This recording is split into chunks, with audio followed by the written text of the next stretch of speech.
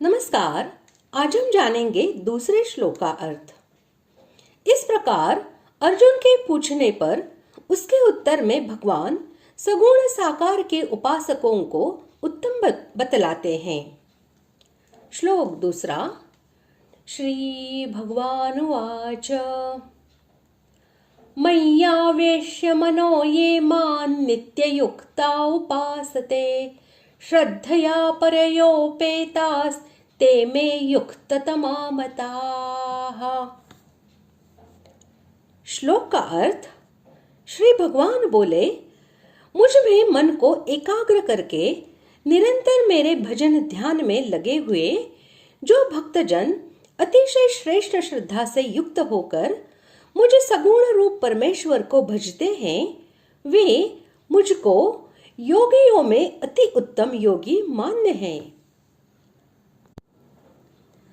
भगवान में मन को एकाग्र करके निरंतर उन्हीं के भजन ध्यान में लगे रहकर उनकी उपासना करना, यानी कि गोपियों की भांति समस्त कर्म करते समय परम प्रेमास्पद, सर्वशक्तिमान, सर्वांतर्यामी, संपूर्ण गुणों के समुद्र भगवान में मन को तन्मय करके उनके गुण, प्रभाव और स्वरूप का सदा सर्वदा प्रेम पूर्वक चिंतन करते रहना ही, मन को एकाग्र करके निरंतर उनके ध्यान में स्थित रहते हुए उनकी उपासना करना है।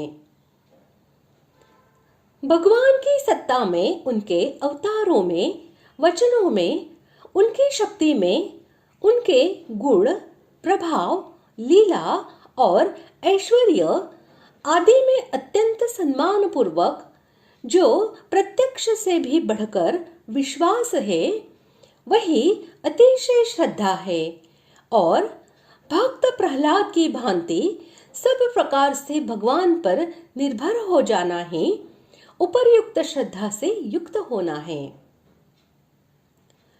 वे मुझे उत्तम योगवेत्ता मान्य हैं। इस वाक्य से भगवान ने यह भाव दिखलाया है कि दोनों प्रकार के उपासकों में जो मुझ सगुण परमेश्वर के उपासक है, उन्हीं को मैं उत्तम योगवेत्ता मानता हूं। इस प्रकार आज हमने दूसरे श्लोक का अर्थ जान लिया है। अगले भाग में जानते हैं तीसरे और चौथे श्लोक का एकत्रित अर्थ। धन्यवाद।